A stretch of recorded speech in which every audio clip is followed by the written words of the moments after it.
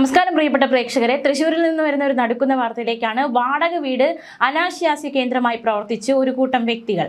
ഒടുവിൽ ഇവർക്കിടയിൽ പണത്തെ ചൊല്ലിയുള്ള തർക്കം, ഒരു കൊലപാതകം, അത്യന്തം നടുക്കുന്ന വിവരങ്ങളാണ് പുറത്തു വരുന്നത്. തൃശ്ശൂരിലാണ് ഈ സംഭവ വികാസങ്ങൾ അരങ്ങേറിയത്. ഒഡീഷ സ്വദേശിയായ ധൻപതി നായിക് എന്ന 27-കാരനാണ് കൊല്ലപ്പെട്ടത്. സംഭവത്തിൽ 4 സ്ത്രീകളും 2 പുരുഷന്മാരും അറസ്റ്റിലായി.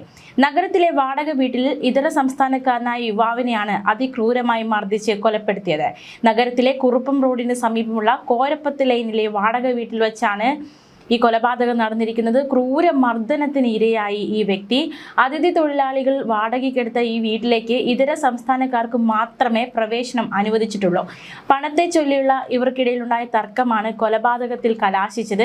ഈ മാസം 18-ാം തീയതി രാത്രിയാണ് ഈ ക്രൂര മർദ്ദനവും പിന്നാലെ ഈ തർക്കവും മർദ്ദനവും ഒക്കെ ഉണ്ടാകുന്നത്. ഗുരുതരമായി പരിക്കേറ്റ യുവാവ് തൃശൂർ ഗവൺമെന്റ് മെഡിക്കൽ കോളേജ് ആശുപത്രിയിൽ ചികിത്സയിലായിരുന്നു. ഇന്ന് രാവിലെയാണ് മരിച്ചത്.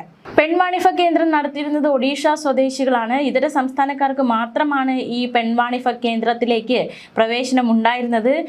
ജൂൺ 18-ാം തീയതി രാത്രി 10 മണിയോടെ 3 സുഹൃത്തുക്കൾക്കൊപ്പമാണ് ധൻപതി നായിക് ഇവിടേക്ക് എത്തിയത്. അവിടെ വെച്ച് നടത്തിപ്പുകാരുമായി ഉണ്ടായ സാമ്പത്തിക തർക്കം ആക്രമണത്തിൽ കലാശിച്ചു.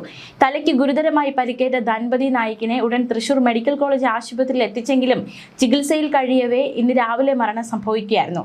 ധൻപതി നായിക്കിന് തലച്ചോറിനാണ് പരിക്കേറ്റത്. ധൻപതി നായിക്കിനൊപ്പം ഉണ്ടായിരുന്ന മക്കർ ഹാജി, ത്രിനാഥ് മാജി തുടങ്ങിയവർക്കും മർദ്ദനത്തിൽ പരിക്കേറ്റു. മൊഹദി നായിക്, നോബി ഹുസൈൻ, മസൂമ, നസ്രീൻ, മച്ചാലി ഖാത്തൂൻ എന്നിവരെയാണ് പോലീസ് പിടികൂടിയത്. നടത്തിപ്പുകാരിൽ ഒരാളായ ബിച്ചു നായിക് ഒളിവിലാണ്. നഗരത്തിൽ ഇത്തരത്തിലൊരു പെൺവാണിഭ കേന്ദ്രം പ്രവർത്തിക്കുന്നതായി പ്രദേശവാസികൾക്ക് പോലും സംശയമില്ലായിരുന്നു എന്നതാണ് ഏറ്റവും പ്രധാനപ്പെട്ട കാര്യം. അത്തരത്തിൽ യാതൊരു സംശയവും തോന്നിയില്ല. ആ വിധത്തിലാണ് അവർ പ്രവർത്തിപ്പിച്ചുകൊണ്ടിരുന്നത്. സമാനമായ രീതിയിൽ ഇതര സംസ്ഥാന തൊഴിലാളികളെ കേന്ദ്രീകരിച്ചുള്ള പെൺവാണിഭ കേന്ദ്രങ്ങൾ നഗരത്തിൽ പ്രവർത്തിക്കുന്നുണ്ടോ എന്ന് കണ്ടെത്താനുള്ള അന്വേഷണം ഊർജിതമാക്കിയിരിക്കുകയാണ് പോലീസ്. അസം, ഒഡീഷ സ്വദേശികളായ യുവതികളാണ് പോലീസിന്റെ പിടിയിലായിരിക്കുന്നത്. തൃശൂർ സ്വദേശിയുടെ ഉടമസ്ഥതയിലുള്ള 2 നില കെട്ടിടത്തിലാണ് ഈ പെൺവാണിഭ കേന്ദ്രം പ്രവർത്തിച്ചിരുന്നത്.